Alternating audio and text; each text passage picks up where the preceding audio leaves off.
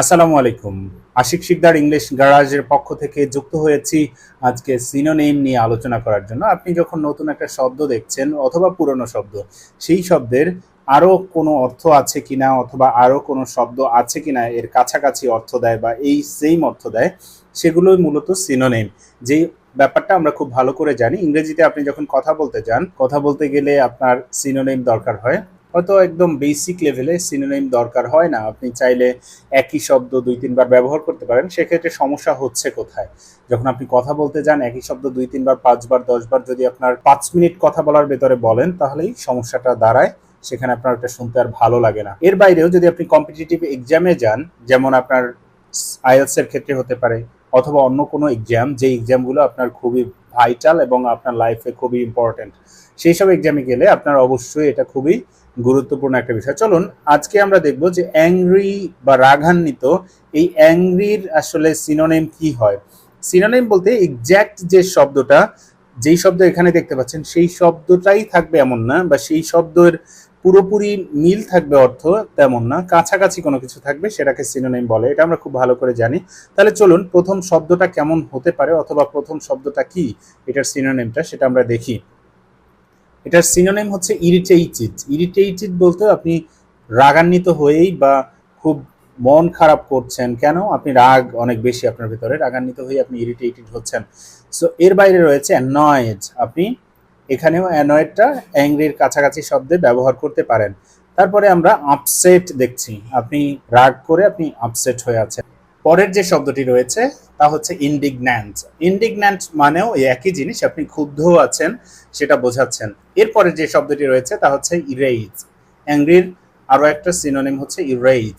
এরপরে যেটা রয়েছে এনর্যাগড, ইটস এনর্যাগড। পরে কি দেখছি? লিভেজ।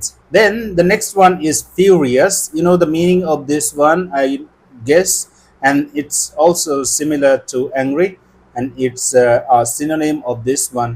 And there is another one, but the last, it's nothing but mad. So when you are going to talk about anything which is called angriness or annoyed or something like this, you can use these 10 words from here. If you use just a simple one or just one, then it would be okay.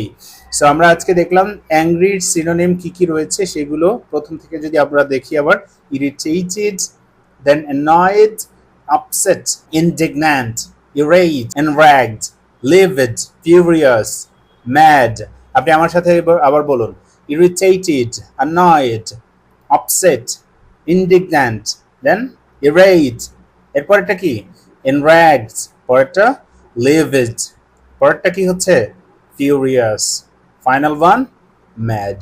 So আমরা এখন একটু দেখি কিভাবে এটাকে ব্যবহার করতে পারি। একটা সেন্টেন্সে যখন আপনি নিয়ে আসছেন এই শব্দকে অথবা এই শব্দগুলোকে, তখন আপনার আরো ভালোভাবে মনে থাকবে। চলুন এটার কমন ইউজটা কেমন হতে পারে। যেমন অ্যাংরি দিয়ে আপনি যদি একই জায়গায়, অ্যাংরির জায়গায় আপনি অন্য কোনো কিছু বসান, তাহলে অর্থ সেম থাকবে, কিন্তু আপনার কি হচ্ছে, একটু ভালোভাবে দেখাচ্ছে। অ্যাংরিটা আসলে সবসময় আমরা জানি আমাদের আশেপাশে যারা থাকে বা আমরা সবসময় এটাকে ব্যবহার করি। So I got really angry when I found out my brother broke my laptop. এই সেন্টেন্সটাই শেষ, এটা দিয়ে আপনি শেষ করতে পারেন।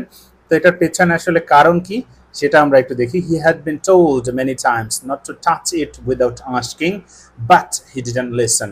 এখানে বলছে যে আমি খুবই রাগান্বিত, কেন? আমি দেখছি যে আমার ভাই আমার ল্যাপটপটা ভেঙে ফেলেছে।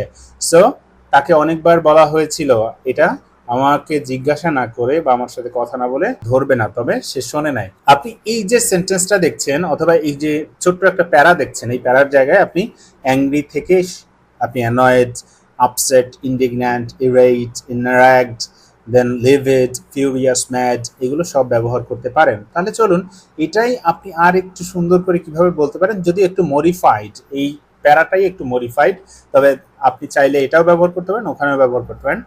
I was absolutely furious when I discovered my brother had broken my laptop. He had been warned repeatedly to stay away from it, yet he chose to ignore those warnings.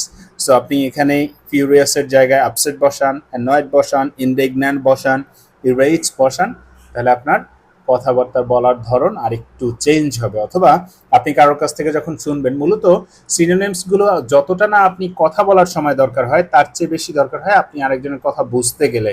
কারণ আপনার সামনে যে ব্যক্তি রয়েছে সে হয়তো এই শব্দগুলো ব্যবহার করছে, এখন আপনি ওই একটা শব্দের জন্য দেখছেন যে মিনিং আপনি খুঁজে পাচ্ছেন না, তখন এটা বেশি কাজে দিচ্ছে।